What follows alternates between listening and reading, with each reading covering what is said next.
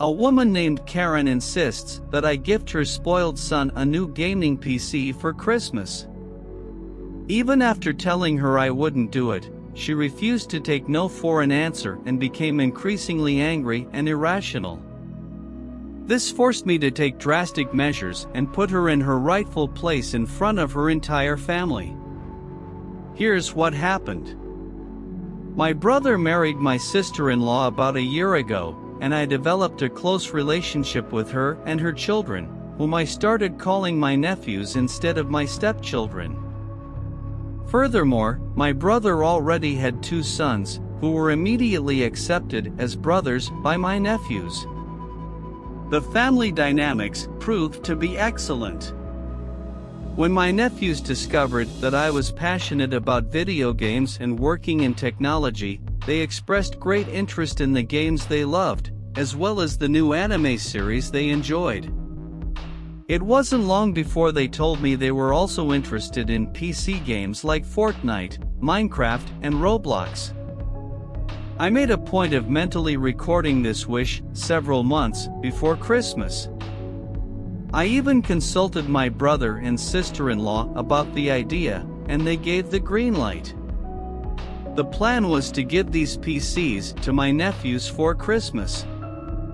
However, my brother informed me that my sister-in-law's sister, who I will call Karen in this story, had invited them for Christmas and that my mother and I were also invited. I was worried, as I had only bought gifts for my brother's children. I mentioned this to him, and he reassured me that there would be a gift exchange there, so everyone would receive their gifts. So, I packed the presents, picked up my mother from her house, and went to the meeting. After a boring night, we finally made it to the gift exchange. Karen and her son hogged most of the attention. Every time someone received a gift, they immediately looked for another gift to open, whether for their spoiled child or for themselves. I kept my gifts hidden until the end. My nephews received gifts and trinkets that you would find in the 25-cent section of a dollar store, all courtesy of Karen.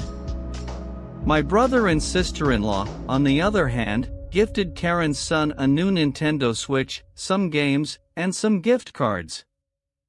I felt sorry for my nephews because the best gift they had ever received from any aunt or uncle before was maybe a $25 Nintendo gift card or something. After confirming that all the gifts had been distributed, I handed the gifts to my nephews. They opened their presents, and their faces lit up. Jumps of joy and effusive thanks filled the air. One of them even shed tears of happiness. They were excited to start playing games on their new computers. However, while everyone was celebrating the joy of the nephews, I felt hostile looks coming from Karen. It was then that everything changed, as Karen acted in a way I didn't expect, which makes this story even more surprising. The crux of the matter is that everyone was so happy with my nephew's gifts, admiring the computers and exclaiming how amazing they were. However, after a few minutes, Karen's son approached me and asked, "Hey, where's my computer?" I apologized, and he started sobbing and crying, insisting, "Where's my computer? Everyone has one, so I deserve one too." At that point, I responded, "Sorry, kid, but those were for those kids. Besides, you have a new Nintendo Switch, and you're going to like it better."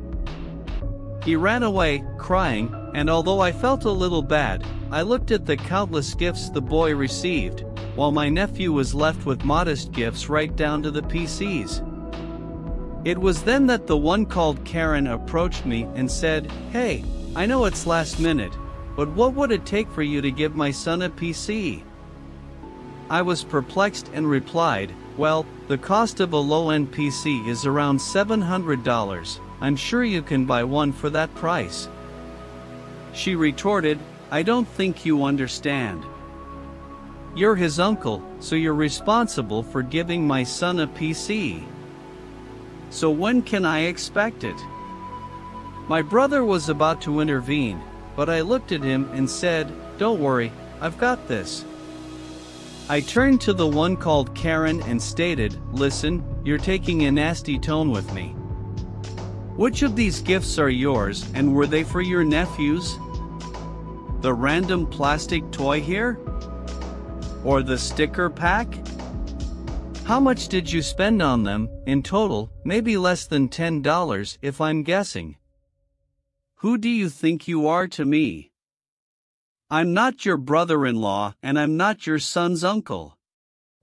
I have no responsibility to him or you, especially in buying a computer for him." At that moment, Karen's husband grabbed her and took her away. I looked at my brother and said that he would never go to Christmas gatherings again, unless they were held at his house, and that I didn't want to see her anymore. Later, I discovered that this spoiled boy's grandmother bought him a computer with her own resources, which highlighted how spoiled he was. The irony of the situation is that this year, I ended up upgrading my nephew's computer with new hardware, while the one called Karen was waiting for my brother and sister-in-law to give their children expensive gifts like a PS5 or an iPad.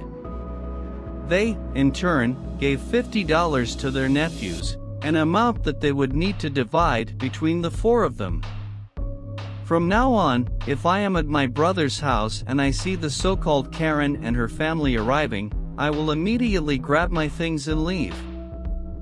I'd rather avoid this situation altogether and not have to deal with the so-called Karen. How selfish and pitiful is someone who seriously demands a PC for their spoiled child when he has already received a slew of gifts? Worst of all, the one named Karen gave basically dollar store trinkets to these kids and said, "Okay, that's enough." This is incredibly toxic, not only by not giving children good gifts, but also by expecting others to spend hundreds of dollars on your child. However, I wish everyone can enjoy a happy Christmas day. So let's turn our attention to the original story, where I learned a valuable lesson while facing unexpected challenges. I will share the sad experience of hiring someone to remove a tree that unfortunately fell on the roof of my home, causing significant damage to the structure. Our story begins when my wife and I purchased a charming house located on a hill, surrounded by a beautiful forest. In the early years of our ownership, I was busy gardening and noticed that a large cottonwood tree near the garage was suffering from decay. Although the tree did not present an immediate fall hazard, its proximity to our garage worried me. I knew that sooner or later it would need to be removed. At that time, our finances were tight, and I had taken a do-it-yourself approach to keeping costs under control. However, when getting quotes for tree removal, I was surprised by the high prices. I shared my need with coworkers, and one of them recommended an acquaintance, Jim, who also worked in our help desk group and had a landscaping business on the side. According to my colleague, Jim had performed similar work for them at reasonable rates. I decided to contact Jim for an evaluation. He presented a budget that seemed fair, but here I made a critical error. I did not ask if he had insurance, as our finances were limited and we had not previously hired other contractors. I assumed that since my colleague had used Jim's services without any problems, everything would go well. Unfortunately, things took an unexpected turn. On the day the tree was scheduled to be removed, I received a call from Jim at work. His voice sounded apprehensive, and he informed me that the tree had fallen on our house. I was shocked by the news and promised to go to the place immediately. My wife, who worked in a nearby building, joined me. As we approached our colonial home, situated on the south side of the hill, we noticed branches sticking out of the roof. Worry took over us, and we thought that the situation could be more serious than we initially imagined. When we arrived home, we found Jim and his father, who were visibly shaken. The situation was delicate, and we knew we had challenges ahead. However, apparently Jim realized the seriousness of the mistake and called his father, asking him to come to the scene. Jim and his father tried to explain the situation to me, but at that moment, I was beginning to understand the true extent of what had happened. Plus, I remembered they didn't have insurance. Jim had decided to connect a table to the tree before attempting to cut it, resulting in a dangerous situation. He hadn't made the slightest effort to thin the tree before felling it, and I couldn't understand what he expected to happen, even if it fell in the right direction. Fortunately, Jim was not injured, although my neighbor reported that his screams as he felled the tree made her think something terrible had happened. However, the damage was significant. Normally, I'm an anxious person with a certain amount of ADHD, but faced with this situation, something inside me calmed down and took a calm, logical approach to dealing with the problem. Meanwhile, my wife had the opposite reaction, expressing her frustration and anger toward Jim and his father while I contemplated my next steps. I decided to remove my wife from the argument, and we went into the house to assess the internal damage.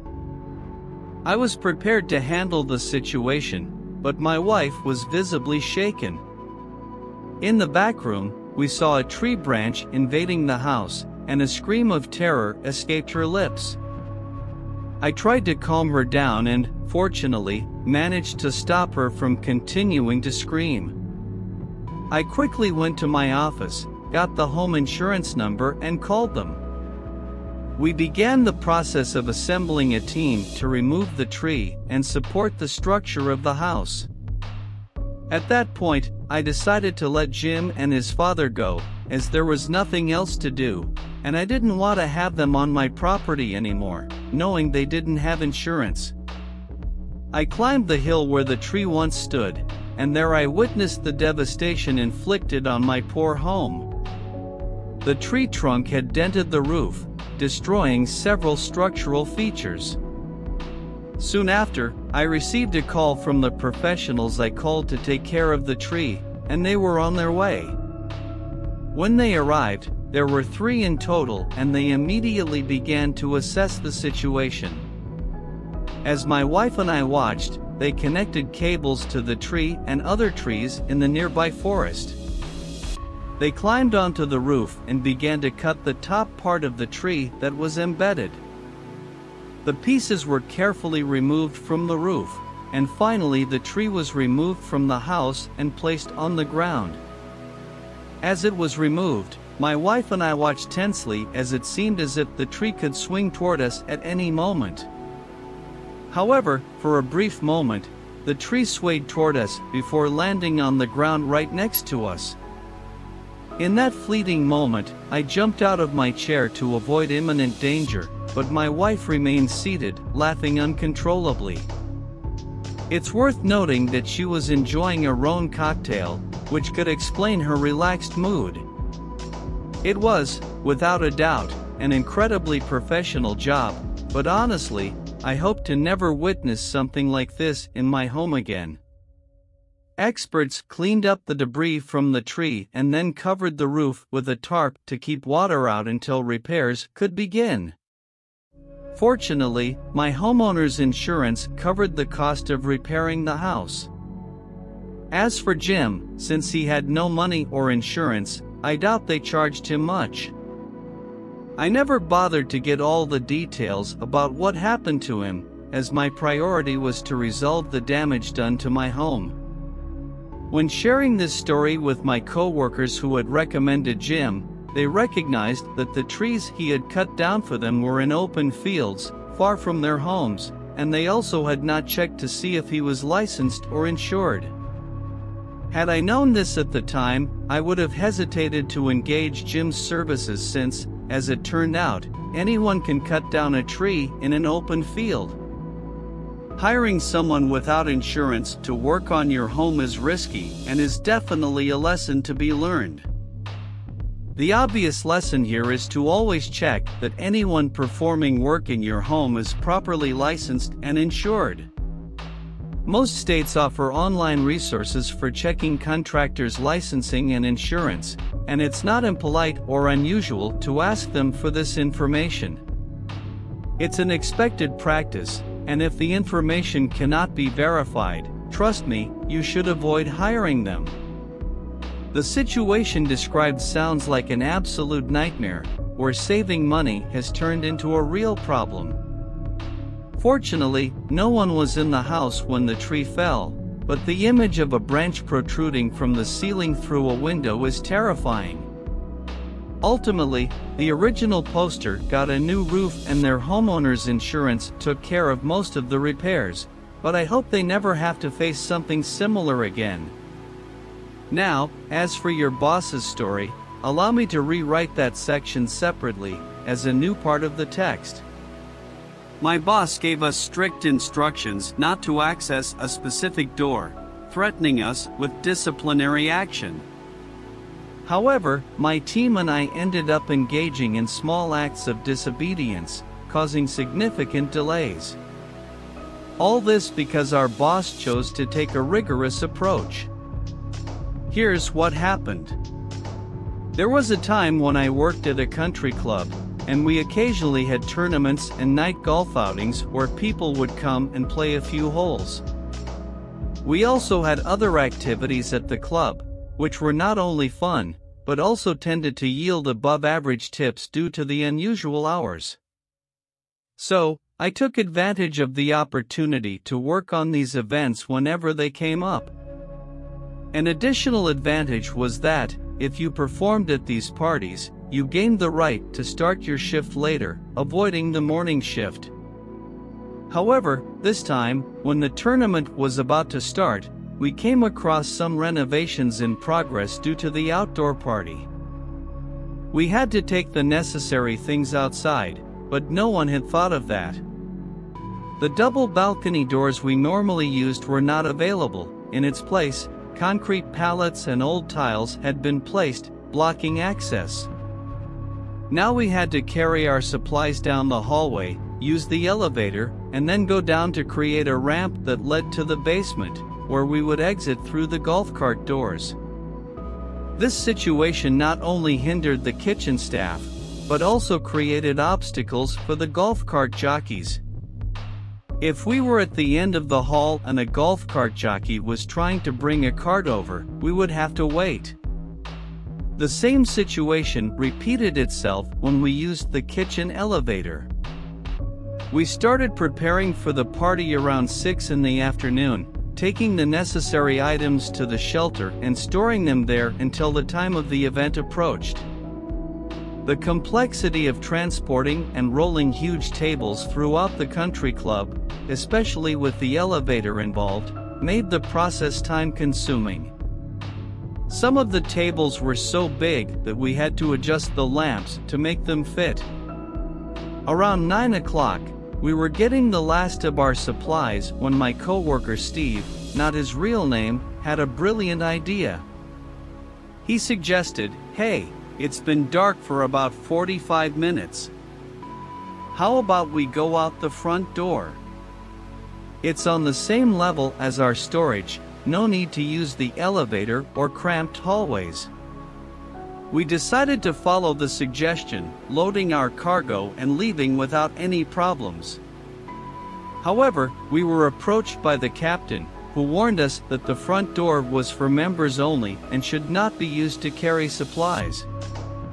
We apologized, assuming that given the time of day and absence of golfers that use would be permitted. However, the captain's reprimand was clear, and he warned that any future use of this door would result in disciplinary action. It was strictly reserved for members. After the scolding, we decided to load the rest of the cargo in the conventional way and finally headed to the event, where we started preparing for the imminent start. However, we later discovered that no one had informed the last cart jockey that none of us had the key to lock or unlock the door, and he could not enter. We tried all the usual doors, including the one to the break room, but none of them were working. Stephen said, "Wait a moment, he will be back." He ran forward, and to our surprise, one of the front doors was unlocked. Despite being intended for members only, none of us were part of this group. However, the 5 of us decided to take advantage of the opportunity, even if it was a rather petty act. So Stephen contacted the banquet coordinator, our boss, to let her know. After a long discussion, she realized that we couldn't leave our colleague at the shelter as he would probably ruin our chairs, some of the wooden tables and the decorations we had prepared. She would need to go into the shelter when we were done. It was almost 4:30 a.m., much earlier than expected, with no kitchen staff or cart jockeys present.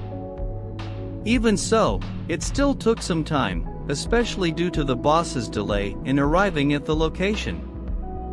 However, at 4:30 a.m. our general manager showed up.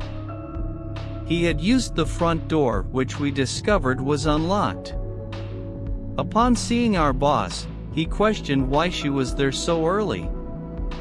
She explained that we were locked out and that she had to come and help us get in.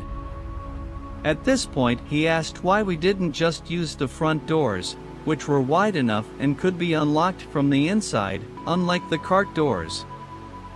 This set off a storm of worries for the 5 of us. Our boss, with a penetrating gaze, seemed capable of turning us to stone, like Medusa. She scolded us, stating that the 5 of us were not allowed to use the front door. She questioned why no one had checked the front door before calling her. At this point, we were all thinking, "Oh, no." Unexpectedly, Stephen intervened, saying that she had said we couldn't use the front door, under threat of disciplinary action if we did. If looks could kill, Stephen would have been annihilated. She glared at him and then turned and went to get ready for her shift. The incident was never mentioned again, and we all laughed about it for a few weeks. The next time we had an outdoor event, the work and restoration was complete, and we were able to use the doors as usual, without an overbearing boss trying to get us into trouble. I like these fun disobedience situations when a boss acts in an authoritarian manner and tries to punish his subordinates for using the wrong door. Who decides which door is wrong? She reaped exactly what she sowed, threatening her co-workers and subordinates with disciplinary action just for using a door she didn't like. This is extremely rude and toxic, and no one should have to deal with this, to be honest.